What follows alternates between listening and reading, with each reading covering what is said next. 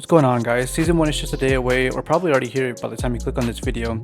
I've been frying with this build I'm about to show you guys. I'm really stoked to see my homie Blair get some love, to be honest. There's a lot of work needed still in the Descendant roster as far as viability and usage. The game is just starting their first season, so it makes sense for them to start tapping in on improving their current Descendants and their abilities. Blair being one of those Descendants that has always stood out for me, and because of his damage over time abilities. You have two enhancements you can get from his abilities, a skill power modifier multiplier and a skill crit rate increase. With my current build, you have a 60% crit rate chance. I can achieve a max crit rate chance of 100% whenever you put down the flame zones. To activate the skill power modifier, just pick them up. The skill power modifier is only being increased by 0.23 of a multiplier. This number may not seem like a lot, but it increases your 1 in 3 by an extra 100,000 damage per tick. This is also pre-buff, by the way.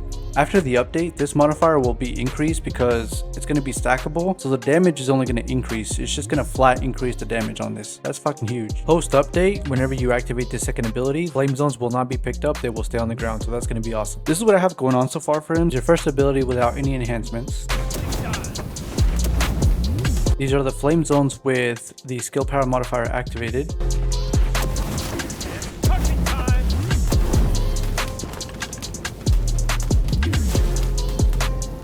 The flamethrower skill without any skill power modifier, but with 100% crit chance. So with the build, you're doing 670,000.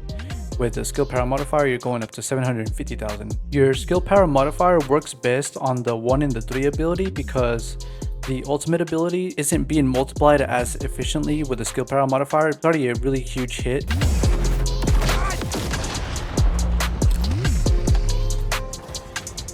The skill power modifier will increase though the damage over time that it does after the initial hit. It went from 250,000 to 330,000. So honestly, the way I've been using Blair, whenever I retrieve flame zones, I stick to using my flamethrower or my flame zones more to get the best out of my skill power modifier enhancement. Whenever I want to use my ultimate ability, I'm pretty much making sure I have all 3 of my flame zones down so I can have 100% crit chance, and I'm always getting that 21 mil. Besides the build itself, I'm rocking the Slayer set, getting that increased skill power, the 26%, and I'm also rocking a fire reactor with a secret garden mounting, and I have skill critical hit damage for an extra damage on the ultimate and an extra fire damage, the fire skill damage for the extra damage on the damage over time.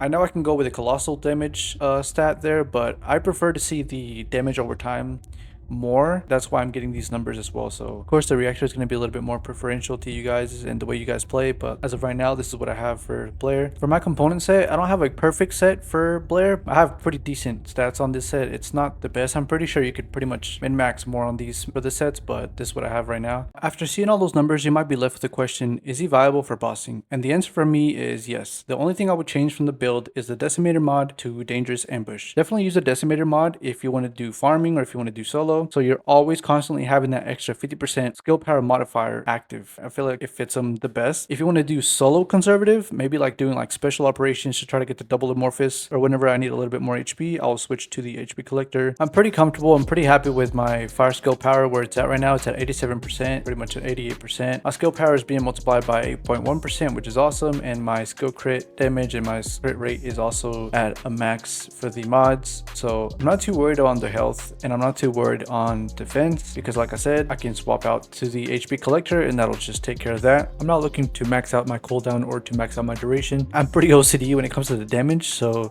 I don't want to be losing out on damage. I'm pretty comfortable with where I'm at with this build, and I feel like this build is just pretty much a solid all-around build, pretty viable whatever I'm doing in the game right now. So let me know in the comments if you guys plan on using him after the buff. Do you guys like Blair, or do you guys even think he's viable? I really personally do think he's pretty valid right now. After his buff, he's going to be pretty solid choice, and I feel like there's going to be a lot of people using him now. They're going to be really curious. He has a lot of satisfying damage. Anyways, drop a like if you guys want to see another Transcendent mod with Blair, maybe the classic Jeff, maybe that's another build I'm going to do if you guys want to see a video on that. But anyways, thanks for watching.